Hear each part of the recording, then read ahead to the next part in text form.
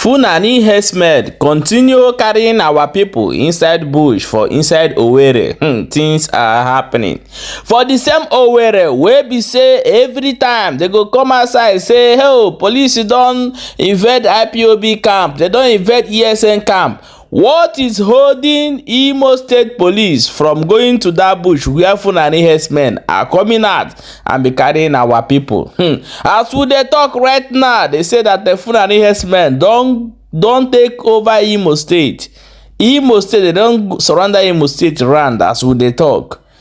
As anybody for inside Imo State, you go dey see Fulani for their street. For each street, dem so that they waka. Wetin dey do for there? No be say these people they do better business, so things are happening. However, I will play the video, but before we jump inside, welcome back to Balabas GC. If it's not the first time they come across this wonderful channel, you are highly welcome. We still there here. They bring you updates back to back as they hot. Hope Uzodinma, you say that tell those people in that area to go. If not, you bomb there. What is holding you up bombing where Funanis is? Ndi Igbo, Onyemara here. Who did this to us? When you come to this issue of go there, don't shoot them, finish. What is holding Imo State to go after these Funanis? This is the question. What is holding them? There is information some months ago that they are going after Fulani. What is holding them? Why they did not go again? You focus on Eastern Security Network.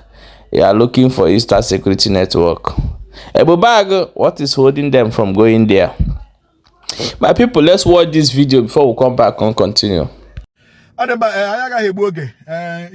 a brief message to Ndi Hiagwa. A brief message to Nde Nekede, Nde Oforola, Nde Obize, Nde Owerri West, Banyere, Nde Fulani na-achị Ima, o mee ka ọkụjụtụrụ, mana ha ebidokwala ọzọ. Nde Fulani na-achị nnama ebidokwala ọzọ. Come play go this voice call with one of the persons in the Fulani na-achị nnama wakporo ụnyaahụ. Kpọmkwem na-avụ. Geenụ ntị. Hello. Kedu? Adị mma.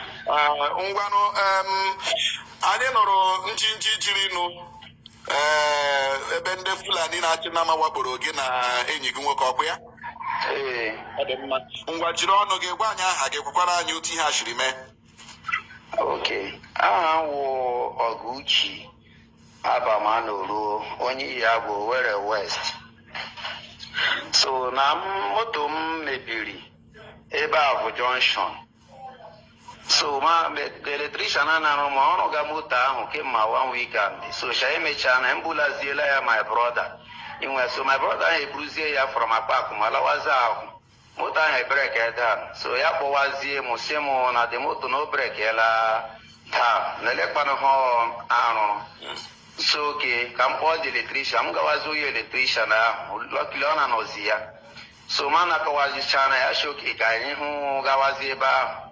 Masị ya oke, ihe mere ka anyị werezie n'moto m so that anyị gbaa obi nzi. Anyị fọ mgba afọ ya shi mba na mpaki ya moto m na ya dị ya ka anyị were machine ya. So na ọ ga-akara ya ndụ ya mechicha ahụ ya gawazie shit ma ayọwakwanụ. Masị ya oke.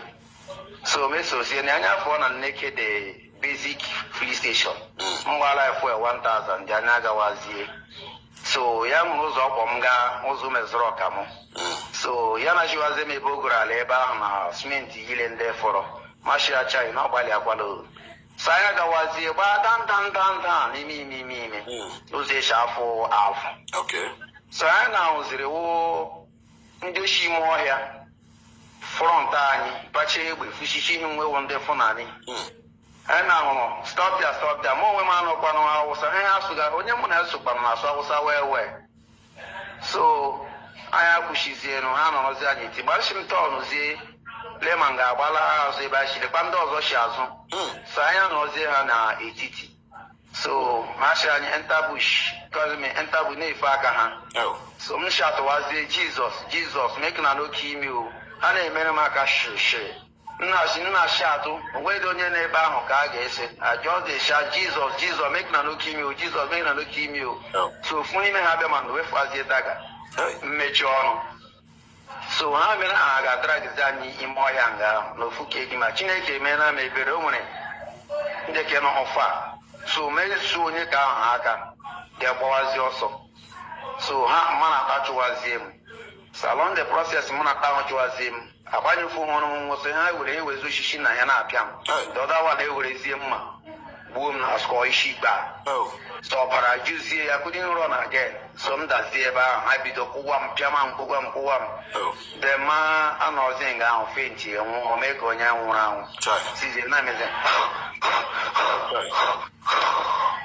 so anọgara nga abịa lee m ha bulie m onwe ha ebulie m onwe so esireze mba nwa kpọọ ya sa achịcha m ego ndị mgbaghara damoni ha ewerecha ya so onye ka ọzọ jizi egbe ya gara bịa close agba m ọsụgala ha so ma ọ sụgala ofu n'ime nwa abịa dọwa m aka uwe so mee obulie m elu so m werezie little strength lie ahụ small so ahụ mụrụ chi mma na abụọ ndị ka ọzọ concentrate onye ka ahụ ji egbe esụgala m ụmụ anụ ga hụrụ so ama spirit ahụ bara m ime na nli ahụ nli azụrụ ọfụma onye ka ahụ nga ma esu ha ya ọkpọ ọzọ were that strength gbara li ha chụwa ha ahụ so Chineke ji emezi ya speed ike m agara gị ha kọs m na-eme sports m na-achọ atụtụ Jizọs isi na-abọchie naked Jizọs so speed m abịa kara aka ya ha hụzie chi na m agaala fa ntu ahụ m shatụga ha lachiwa ha azụ so anya na onye ka ahụ meziri agbakwaso onye ahụ na-anụ awụsọ na-asụ wee so m chịrị Chineke mebiri mana abụọ na tinye m na nwamba ike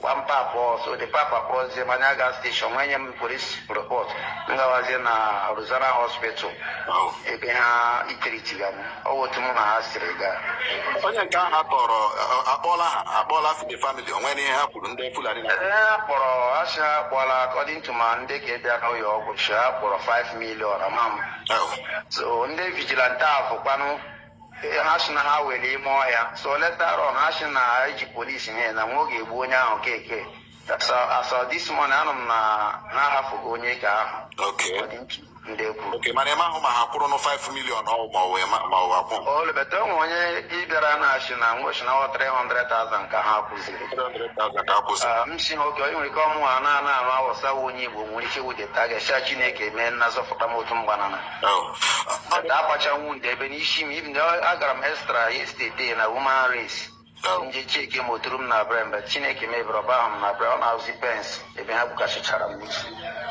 sorry nwune ọ dị mma ọkwụna anụla ya ndị Fulani na-achị nna maka na akpakwa mkpamkpa na Owerri West ekwuole m ihe these areas anyị na-ekwu okwu they should go inside their bushes and take possession of their bushes ekwuole m ihe kwuchie ya ike ịma oge ụfọdụ anyị na-ekwu okwu ndị awa people are relax ya ndị abatala obodo Awụsa abatala Ọka ndị Fulani na-achị nnama has circled us but unu aga aghọta ya.